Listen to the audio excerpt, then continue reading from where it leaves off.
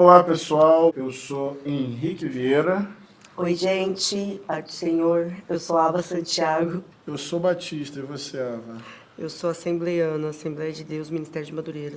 Nascido e crescido no lar evangélico, e você? Exatamente, pra gente a fé é território, né? Sim. Então eu sou nascida e criada nessa fé, na Assembleia de Deus, filha de pastor por parte de pai e mãe, sobrinha de pastor, prima de pastor, esse é meu lugar no mundo. Eu também, sobrinho de pastor, bisneto de pastor, primo de pastor. Rio de Janeiro, e você?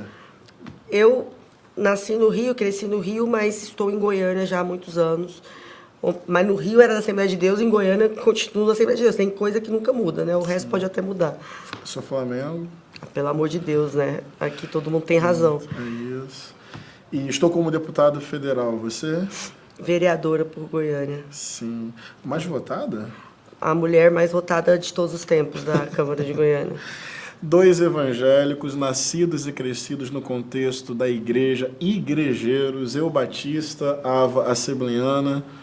Por causa do evangelho nos tornamos militantes, ativistas, concordamos, discordamos, mas temos um amor muito grande pelo evangelho, pelo nosso país, pelo povo brasileiro, e estamos estreando esse programa aqui, nessa plataforma tão importante para o nosso tempo, que é o ICL, e nós queremos bater papo sobre evangélicos, sobre fé e política, sobre o chamado campo evangélico e o poder, e eu convido você a acompanhar esse papo entre um batista e uma assembleiana, alguém do Rio, de Goiânia, dois evangélicos que estão no espaço de poder, eu como deputado, a Ava como vereadora. Vem com a gente. E o programa de hoje é sobre algo que vocês devem ter ouvido falar recentemente, que é o fenômeno dos pastores mirins. E tem um caso aqui que ganhou maior relevância, Ava, do Miguel Oliveira, de 15 anos, que viralizou nas redes sociais, pregando com veemência, impondo as mãos, expulsando demônios, fazendo, supostamente ou não, curas e milagres. Ele já conta com milhões ou milhares de seguidores nas redes sociais, já faz campanhas aqui de arrecadações financeiras por Pix, e o caso chamou a atenção da imprensa, da sociedade, do Ministério Público, que está investigando esta situação por suspeita de charlatanismo, além de possíveis violações ao Estatuto da Criança e do Adolescente. O caso gera opiniões diferentes.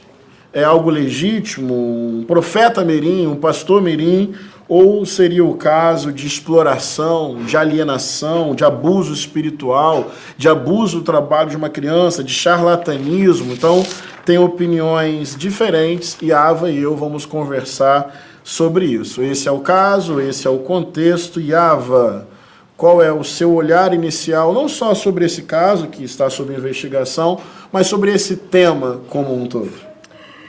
Henrique, foi muito importante a gente dar o contexto de onde a gente veio, porque fica mais fácil das pessoas que estão nos assistindo presumirem que quando eu era criança, uma das coisas que eu mais queria era ser missionária. Com até os meus 7 anos, minha mãe é missionária, eu queria muito, eu já sabia até para onde eu queria ser enviada.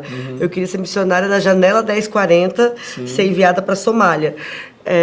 E isso foi passando com o tempo que eu fui entendendo que eu tinha outras missões para desenvolver e que eu poderia desenvolvê-las a partir do meu território. Mas eu estou dizendo isso porque é absolutamente comum que uma criança criada na igreja queira seguir os passos daquilo que lhe influencia. E não necessariamente isso é um problema. Para ser bem sincera, na maioria das vezes não é um problema. O que eu vejo nesse caso específico, em outros parecidos com ele, é que é uma soma de fatores que transformam a infância em um produto.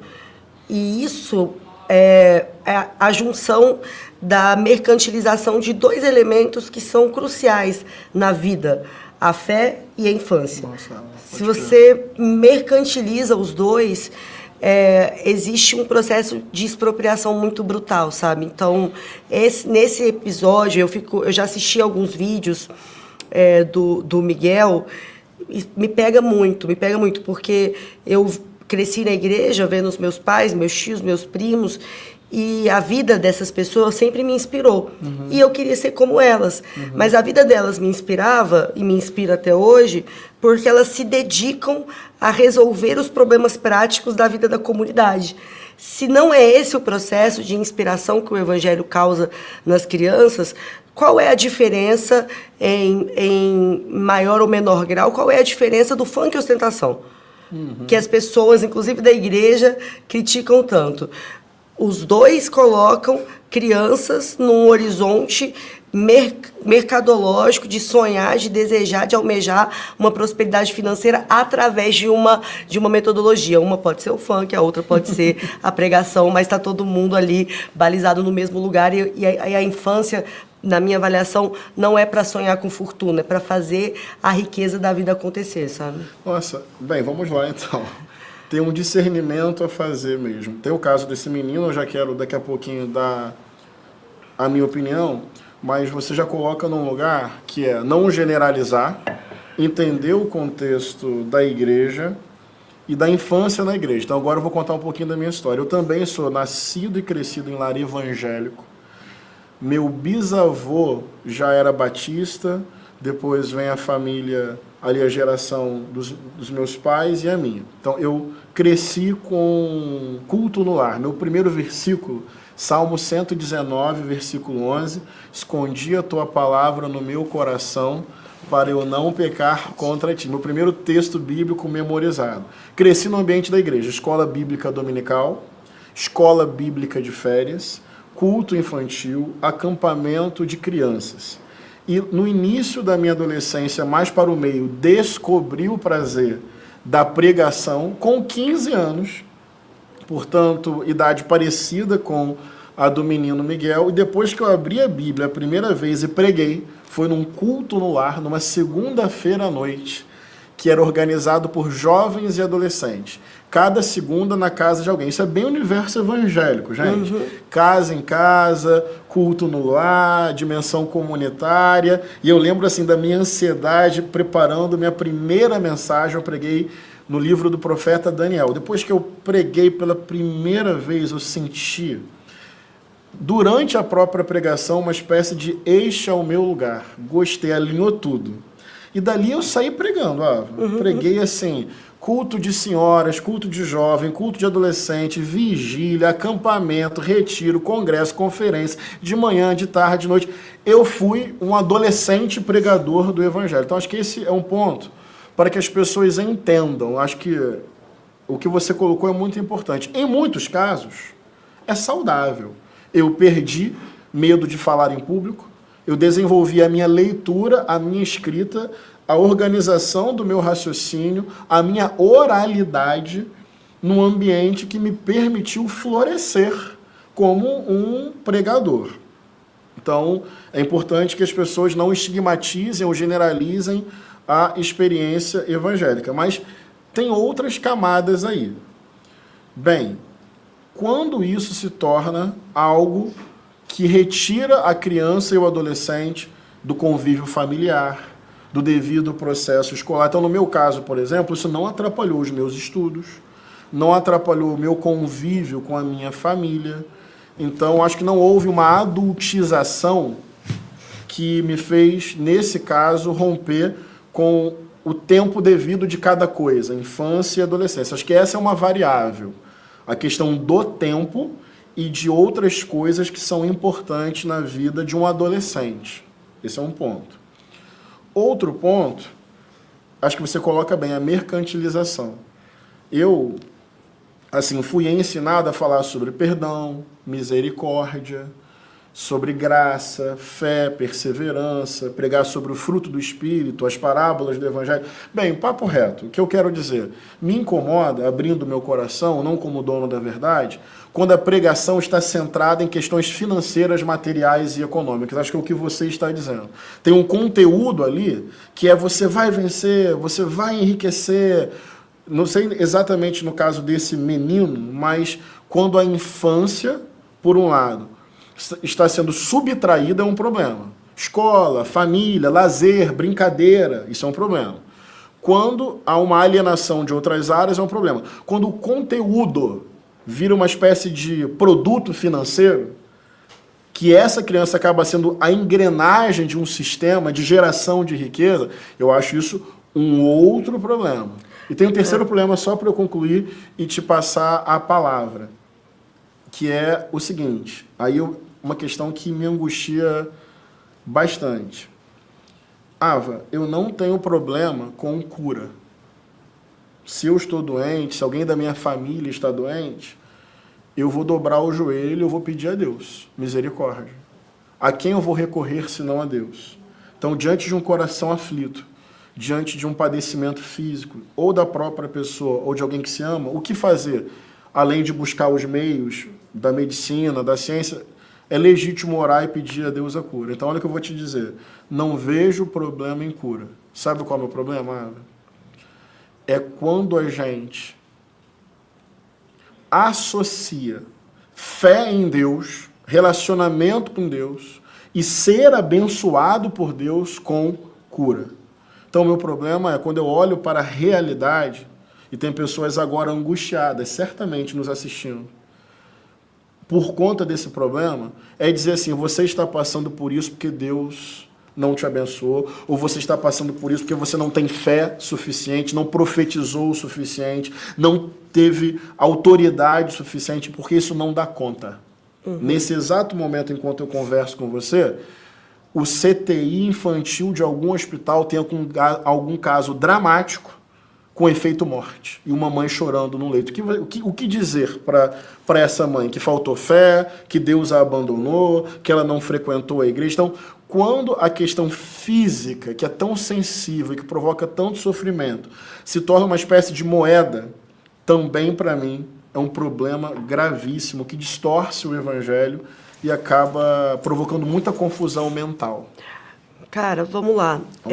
Eu, só voltando um ponto que você falou da sua infância, que eu acho muito importante, quando essa experiência eclesiástica, ou seja, o labor da igreja é vivido nas infâncias de maneira saudável, o quanto isso pode ser bom.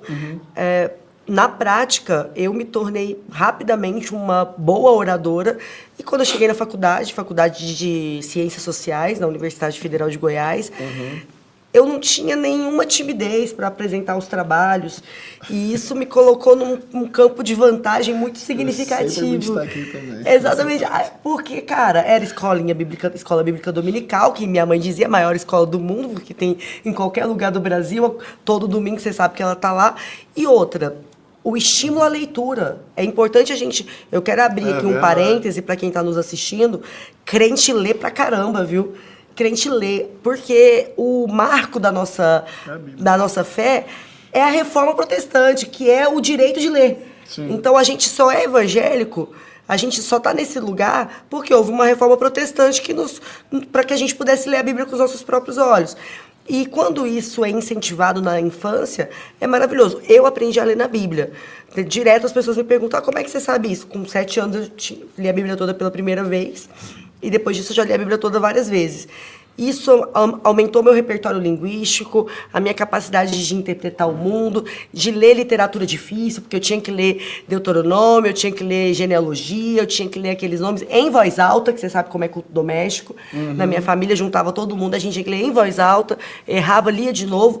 Então, o meu repertório e boa parte da qualidade do que eu faço hoje se deve a esse momento, se deve àquele momento. Então, essa é uma aplicação positiva. Quando a gente vem para esse lugar muito doloroso que você traz aqui, tem alguns pressupostos que precisam ser colocados em tela. O primeiro é que essa é uma discussão relativamente antiga, no sentido de criança trabalhar naquilo que parece um hobby. Então, a criança que é atriz, a criança que é cantora, Sandy Júnior passou por isso, a Maísa, que começou na TV com 4 anos, passou por isso, e na igreja não é diferente. Eu acho importante a gente contextualizar isso, porque a gente vive num tempo em que muitos problemas experimentados no nosso meio são tratados como se fossem só nossos, e são problemas da sociedade. Nossa, Né? Então, esse lance do trabalho infantil naquilo que é um hobby para a criança, até onde isso precisa ser mediado. E eu acho fundamental que a igreja assuma esse debate. Por quê? Perfeito. Porque a igreja não tem que se nivelar pelo mundo. O pressuposto é de que nós somos diferentes. O pressuposto é de que nós somos mais preocupados com as injustiças. O pressuposto é de que nós somos mais inclinados a olhar com mais sensibilidade para questões que passam de maneira naturalizada aos olhos de quem não tem essa experiência de fé. Se esse é o pressuposto, então a gente não tem que usar esse argumento, né? Se Sandy Júnior podia cantar, por que o pastor Miguel não pode? Nós temos que ser mais cuidadosos, amorosos e justos ainda. Muito mais, exato. Perfeito. Porque é isso que a Bíblia nos ensina. Se a nossa justiça não exceder... Exato. De que adianta? Se a gente fizer só pelo nosso amigo, não serve. Sim. A gente nem é chamado filho de meu pai, tem que fazer pelo inimigo também. Perfeito. Então o nosso olhar tem que ser redobrado. E um outro ponto é em que lugar, amigo, que está residindo essa performance.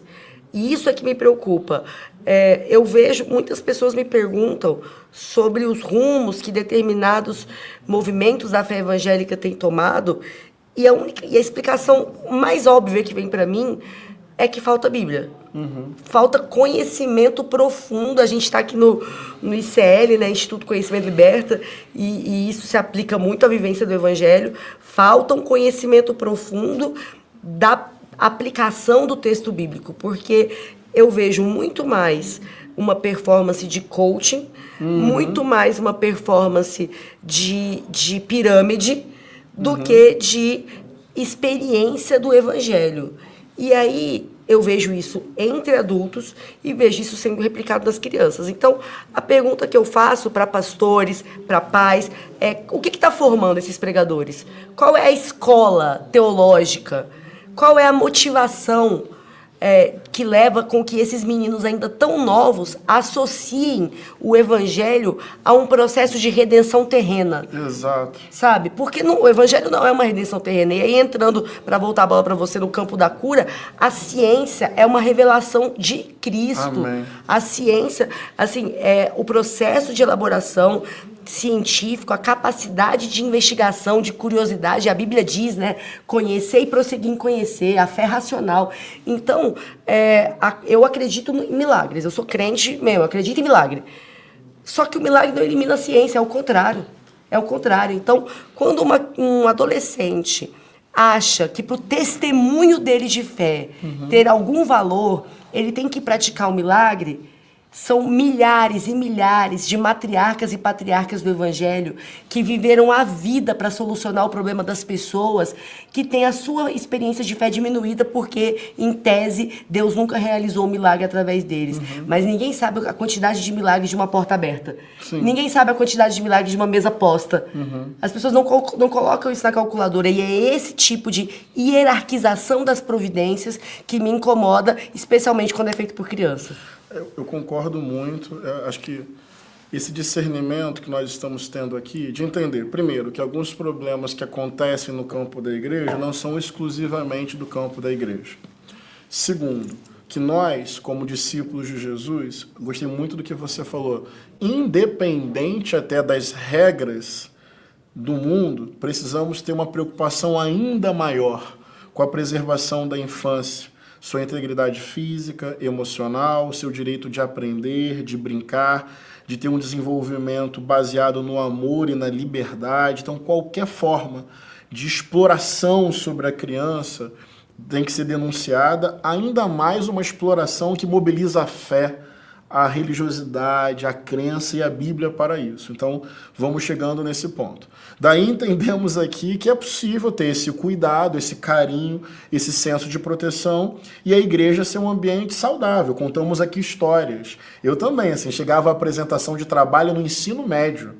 Meus amigos tremendo assim, eu com uma certa tranquilidade lá, me destacando na oralidade, no cantando público, Sabor de Mel. Minha vitória hoje tem sabor de mel. Aprendi na igreja desde cedo e também na música, viu? Sim. Eu não sou cantor profissional, não me chamem para nada perto disso, mas se você coloca 4 pessoas aí e começa a dividir vozes, lá vou eu, não por talento, mas porque a igreja me deu noções musicais. Tem vários amigos meus que, inclusive, socialmente, melhoraram a vida por meio da música porque aprenderam um instrumento dentro da igreja quando eram crianças e adolescentes. Então tem esse lado também. Mas ninguém aqui está sofrendo de ilusão e alienação. E nós sabemos que também existe uso abusivo, indevido, que sobrecarrega e adultiza a criança, que tira tempo da família, da escola, e com uma lógica que não tem nada a ver com o espírito do evangelho, e que tem a ver com lógica financeira e lógica que lida com o sofrimento das pessoas quando elas já estão vulneráveis e prega uma coisa que não tem a ver com o evangelho. Eu quero deixar bem evidente aqui, eu também creio em milagres, mas eu não posso tornar a minha fé em Cristo dependente de milagres para que ela aconteça. E também perder a dimensão dos milagres cotidianos. E o milagre como... Vou dar um exemplo. Quando eu tinha 16 anos, portanto adolescente, eu tive uma neurite óptica bilateral, uma inflamação no nervo, e eu fiquei muito triste, eu perdi grande parte da minha visão de um mês para o outro. Foi angustiante, o momento mais difícil da minha vida, 8 de dezembro de 2003, o dia que eu recebi o diagnóstico, fiquei internado, com os médicos discutindo a complexidade do meu caso, a minha visão cada vez mais embaçada, era meu primeiro dia de férias, chegando o Natal, a época do ano que eu mais gosto, e eu entrei num vale de sofrimento, de angústia, de medo, e como a igreja foi importante na minha vida. E o milagre dos meus amigos comigo, o milagre da minha mãe ao meu lado, o milagre da escola se reorganizando para acompanhar o meu problema e se adaptar à minha nova condição. Eu recuperei parte da minha visão, não tenho a minha visão completa até hoje. Eu agradeço muito a Deus. Precisei da ciência, da medicina, do diagnóstico, do saber humano como dádiva de Deus para fazer o diagnóstico, para ter o tratamento, para preservar e recuperar parte da minha visão. Mas o que me angustia é quando existe toda uma pregação, Ava, como se a cura tivesse relacionada à bênção ou não de Deus e à fé que a pessoa tem ou não. Isso eu acho manipulador, pesado, e usar criança e adolescente para isso. Eu vou dar alguns exemplos aqui, a gente está meio caminhando para o final, mas na caminhada pastoral, a gente é chamado a chorar com quem está chorando. Não só pastoral, qualquer discípulo de Jesus é chamado a sofrer com quem está sofrendo, chorar com quem está chorando. Ava, eu já fiz, já que o tema é infância, alguns velórios de criança. É indescritível. Uma vez eu cheguei no hospital e foi no momento que o médico saiu, estavam o pai, a mãe e uma tia. Eu nunca pensei que eu fosse presenciar este momento. E o médico diz assim, olha, os sinais vitais já estão parando, já não tem mais reação, em poucos minutos a criança vai falecer, é irreversível. Sabe o momento que pai e mãe recebem essa notícia? E na porta desta clínica tinham várias pessoas intercedendo, inclusive, que a família chamou. Daí você vai dizer para esse pai e para essa mãe que faltou fé, que Deus abandonou, que não foi à igreja, que faltou autoridade espiritual, que não deu a oferta ou a contribuição financeira como testemunho da lealdade a Deus. E eu ainda fui chamado a entrar, e essa cena nunca vou esquecer, e fazer a oração final que a família pediu. Nossa. E eu lembro do corpinho da criança, o brinquedinho preferido dela sobre o corpo dela, a equipe de médicos e enfermeiros em silêncio, pai, mãe e tia. E ali eu fui chamado a orar, pedindo a Deus misericórdia, que consolasse a família, crendo na esperança da vida eterna em Jesus, que aquela criança encontraria o riso de Deus. Mas entende como é grave usar crianças, adultizar crianças, explorar crianças para pregar uma ilusão que, no fundo, deixa um monte de gente confusa e amargurada? Porque se o milagre acontecer, bênção. Mas se a cura sobrenatural não acontecer e a vida encontrar o seu ciclo finito, ora, é a dinâmica da vida. Então, ver crianças sendo utilizadas para pregar coisas que, no fundo, parece um produto, aciona Deus e consome a cura, paga aqui e consome a cura, numa tacada só, está explorando uma criança, adultizando uma criança, tornando a criança um produto de algo que é ilusório, que não dá conta do sofrimento das pessoas. Mas o que a gente está querendo dizer aqui é que esses casos precisam ser identificados e até devidamente investigados, mas que essa não é necessariamente a realidade cotidiana das milhares de igrejas espalhadas por nosso país.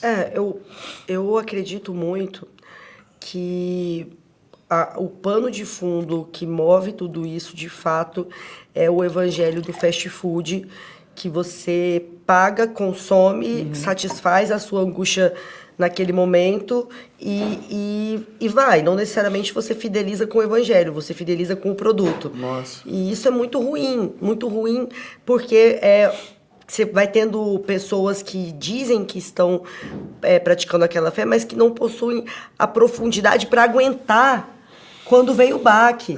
Porque eu acredito em milagre, e cura é uma manifestação do milagre. A morte pode ser uma manifestação do milagre. A gente não tem como avaliar se só a cura e a vida e a continuidade e o dia seguinte é o milagre. Uau. Sabe? Então, isso é muito mais profundo do que tão somente a minha angústia ser solucionada. O evangelho não está aqui para isso. Por isso que Jesus disse, no mundo tereis aflições, mas tem de bom ânimo. Eu venci o mundo. E eu deixo uma última reflexão aqui, que a Bíblia manda a gente ser como criança, e não a criança ser como adulto.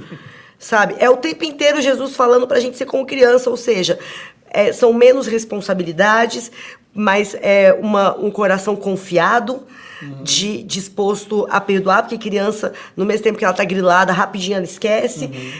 O coração com poucas ambições. Qual que é a maior ambição? Eu postei hoje um story, eu sou mãe, meu filho tem 6 anos, ele ganhou um relógio, ele não tem celular, né? Então ele ganhou um relógio digital, várias coisas de aniversário, e eu levei pra ele da COP uma arara de pelúcia. Cara, ele tá obcecado por essa arara de pelúcia e tá super feliz com essa arara de pelúcia, que é um negócio assim... Meu filho, por quê? Porque a mamãe foi ajudar as árvores e lembrou de mim. Então, assim, ele tem um relógio supersônico, ele tem um monte de carrinho de controle remoto, mas ele tá muito feliz com a arara de pelúcia. Isso é ser como criança. É o gesto que te satisfaz. Então, somos nós que temos que olhar para as infâncias enquanto escola de vida, porque é o que a Bíblia nos determina, e não fazer com que as crianças assumam para si uma performance de uma vida adulta que elas não precisam precipitar. Exato. Sabe? Então, acho que se a gente for nessa direção, a vida da gente também vai melhorar bastante. Obrigado, Ava. Quem não for como uma criança, dificilmente vai discernir os mistérios do reino de Deus. Na época que Jesus viveu, as crianças eram muito inferiorizadas, sequer contabilizadas lá no censo. Jesus, que gostava de implodir hierarquias, valorizou tanto as crianças que disse que é a partir delas que a gente consegue acolher o reino. É o que a Ava está nos ensinando. Então a infância precisa ser preservada, ela é em si uma escola de vida e tem essa beleza da infância, do desapegar, da beleza do momento. A minha filha Maria também. Ontem mesmo, antes de dormir, ela pegou a minha mãozinha assim, botou no olho dela. Eu falei, o que foi, Maria? Ela falou, tem uma lágrima. Eu falei, por que, Maria? Porque você disse que a gente ia brincar com a boneca Alice. Boneca Alice é uma boneca que eu faço uma performance, imito uma voz, e a gente não brincou, porque ficou muito tarde. E eu achei que não dava mais tempo de brincar, era hora de dormir. Então ela pegou a minha mãozinha para dizer, eu estou chorando porque você não brincou com a boneca Alice conforme você havia prometido. Eu tentei dialogar com ela do horário, perdi na argumentação, peguei a boneca Alice, a gente brincou um pouco mais, aquela lágrima tão sincera já virou um sorriso tão intenso. Então, a criança tem essa sabedoria de transitar pela lágrima e pelo sorriso, entendendo que a vida é um pouco assim. E foi tão bonito, depois a gente se abraçou e Maria dormiu. Crianças precisam ter o direito à brincadeira, ao riso e à lágrima. Elas nos ensinam e, no limite, nos revelam a beleza do Evangelho e os mistérios do reino de Deus. O que é grave tem que ser denunciado, o que é bênção tem que ser agraciado. O universo evangélico é um monte de coisa ao mesmo tempo e nos cabe discernir, mas a nossa fé está focada lá no Jesus Cristo de Nazaré. Fraterno abraço. Até a próxima e que vocês assistam esse programa com a convicção de que ser como criança é sempre libertador, porque o Evangelho também é libertador. Ah, sim. Curte, compartilha, dá like e leva esse debate. Igreja tem que ser lugar de debate. Chama o pessoal para refletir criticamente para que o objetivo seja alcançado. Infâncias saudáveis, seguras em ambiente de muito amor. Pega isso e leva adiante e debate na sua igreja também. Valeu, pessoal. Tchau, tchau. Intelectuais do nosso país.